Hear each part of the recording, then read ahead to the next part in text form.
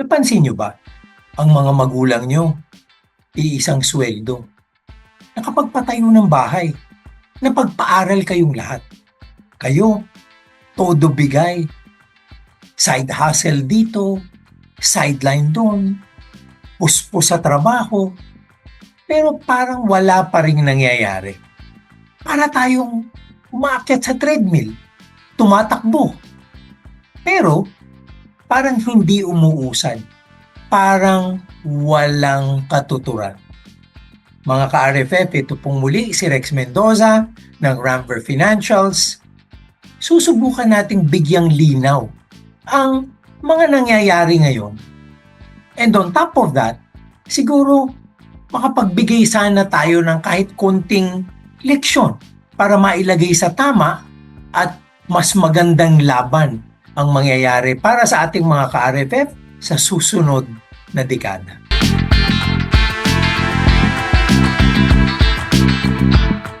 Ulitin ko po, hirap tayo.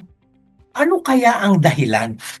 Alam nyo, may mga nangyayari sa ekonomiya na hindi na ituro sa eskwelahan. Nung una, ang playbook natin, very simple. Ito po ang ginamit ng ating mga magulang. Magtrabaho ka, kumita ka ng sweldo, magpundar ka ng magandang pamilya, paaralin mo ang anak mo, mabigyan mo sila ng magandang bahay, magandang pamumuhay. At pwede po yun nung unang panahon.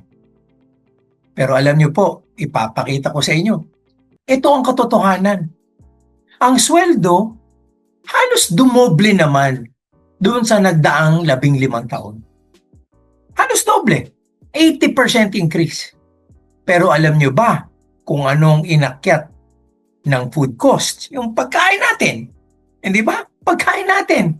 150%. Okay? 150%. Ang inakyat po ng housing, kung tayo bibili ng bahay ngayon, abay tumaas po ng 200%. At ang edukasyon ay umakyat ng 230%. Yan po ay lalabing 5 taon pa lang. And lalaki pa po itong gap na to as we go on. Ngayon, bago nyo sisihin naman ang gobyerno, ganito na lang, let us be empowered. Ano kaya ang kailangan kong gawin para maintindihan ko itong nangyayari? At ano ang tamang diskarte kung hindi na uubra ang diskarte ng mga magulang ko? Ano kaya magandang diskarte para sa akin dito sa tinatawag nating bagong ekonomiya? Kaibigan, hindi ka tamad. Hindi ka kulang sa pangarap. Hindi ka kulang sa pagpupursige. Maaring kulang sa diskarte. At again, gusto po nating makatulong, gusto nating magbigay ng kaalaman. Ito po ay realidad. Ito ay nangyayari hindi lang sa atin, kundi sa iba ring bansa. Unfortunately, mas mabigat po ang nangyayari sa atin dahil alam nyo naman may mga iba tayong problema sa ating gobyerno, sa ating kalakalan, and in general, dahil sa mga pangyayaring medyo nagtulak pa sa atin sa mas malalim na mga problema dahil sa langis, sa gera, inflation, lahat na po ito. So anong kailangan natin gawin? Again, babalikan kong diskarte dati, magtrabaho kang mabuti, kumita ka ng magandang sweldo, at yayaman ka. Matutustusan mo lahat ng pangangailangan ng pamilya mo, may reserba ka pang pera para gastusin, para maramdaman ng mga mahal mo sa buhay ang karangyaan. Hindi na po ganun ngayon, di ba? Kulang na yung sweldong yun. Doon nga sa mga binanggit ko, abay, hindi pa ho natin sinama yung healthcare. Di ba? Yung ating kalusugan, abay, mahal na po ang mga gamot pag tayo nagkasakit. Ibang-iba. So, kailangan po, ma-imagine natin, talagang hindi na magtutugma. Hindi na ito magmamatch. Kaya ang totoo, wala na yung tinatawag na buffer. Kasi nga, nagsitaasan lahat ng bilihin, nagsitaasan lahat ng gastusin, pero ang sweldo natin hindi umabot. So ano po ang mangyayari? Ang mangyayari, uutang ang marami sa atin. Ang mangyayari, aasa tayo sa ayuda at pagtulong ng iba. And when we are not independent, then we are not living life.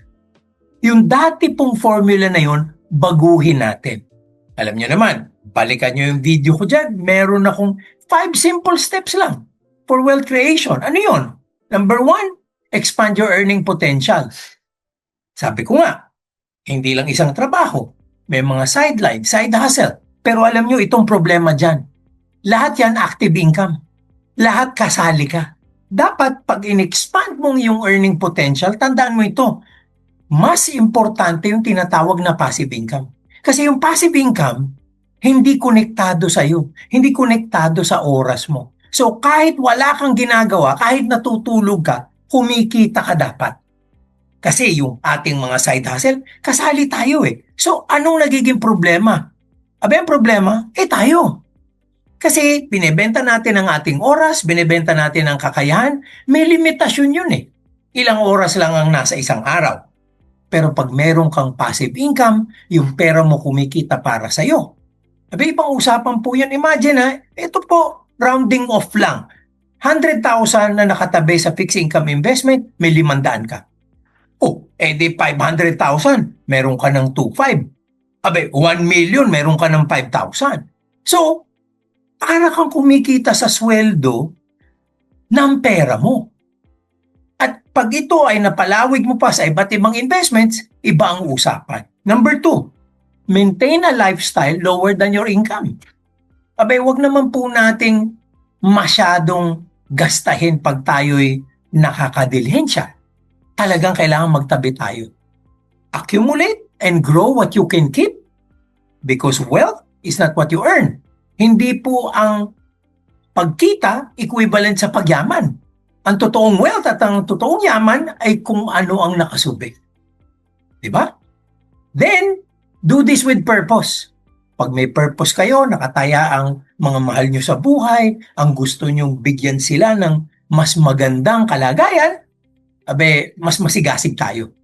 We do for our loved ones more than we'll ever do for ourselves. Tandaan nyo po yan. Mas gagawa natin sila ng paraan kaysa sa ating mga sarili. Kung para sa atin lang, hindi na kayo magiging ganito. Hindi na kayo masyadong magiging gigil, hindi ba? And lastly, enjoy the process. Yung pong 5 steps na yon, nakatutok sa tinatawag na engines of wealth. Ano po itong engines of wealth? Yun po yung active and most importantly, passive income. Kagaya po sinabi natin, mga investments para naman po lumaki. Growth is a function of investments. And lastly, ownership. Pag tayo po ay kunyari, may naipundar na lupa, performing real estate, at iba-ibang mga negosyo, kahit ganong kaliit yan po ay lumalaki ang value habang tumataas din ang inflation. Ang ating mga investments tumataas din pagtaas ng inflation. At hindi po natin dapat kalimutan ito. At this day and age, dapat nag-i-invest na rin tayo sa labas ng bansa. Dati po pang mayaman lang yan. Dati pag sinabi mo nakapag-invest ka sa Amerika, nakapag-invest ka sa Asia, kailangan milyon-milyon ng pera mo dyan. Ngayon po, 1,000 pesos pwede na. Kahit po security guard at bus driver, nagiging kliyente ng Ramper Financials dahil nakakapag-invest sila internationally. At lumalaki po ang kanilang mga tinatawag na ari-arian at investments dahil sa ginagawa nilang ito. Tandaan nyo, di ba? Tumaas ang housing. Siguro dati yung 500,000 bahay sa Cavite, medyo maayos na yun. Ngayon po 2 milyon, kulang pa. Isipin nyo na lang, yung mga mayayaman na may bahay sa Dasmariñas at Forbes Park. Habang ang lahat ay naghihirap, sila'y tumataas ang value kasi nandun ang kanilang mga investments ari-arian sa mga tamang lugar. So again, uulitin ko po, income, both active and most importantly, passive. Kailangan, pangalawa, investments para naman sa ating growth. At pangatlo, ownership. Kailangan po may ari-arian tayo Pag lumipad ang inflation, abay kasama po sa paglipad ang value ng ating mga investment sa ari-arian. Alam nyo, uulitin ko, hindi kayo tamad. Ginagawa nyo lahat ang kaya nyo. Siguro ang problema, ang diskarte, nakatuon pa dun sa lumang formula na gumana noong panahon ng mga magulang at lolo't lola natin. Today's situation calls for a different strategy. Ang problema ay hindi tayo. Ang problema ay ang ginagawa natin. This time, focus po nating lahat. Hindi lang sa sipag. Kulang po ang sipag eh.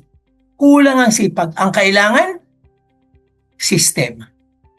Sistema para tuwing dadaan ang buwan at ang taon, makakatulong ang lahat ng ginagawa natin sa pag-unlad at sa pagyaman ng ating pamilya. Inuulit ko po, hindi tayo dapat mawalan ng pag-asa. Merong pamamaraan at naipakita na po ito ng mga taong naging successful. Given this environment, hindi lang naman po yung mga taypa ng umasenso. Dahil hindi naman natin pwedeng sabihin sa ibang mundo sila nagnegosyo. Meron din po tayong mga kasamahan na may simpleng pamumuhay din na umunlad at umasenso at yumaman sa tamang diskarte at pamamaraan. Ito pong muli si Rex Mendoza, nagpapasalamat sa inyo sa inyong patuloy na pagtangkilik sa Ramper Financials. Maraming salamat po. Blessings always.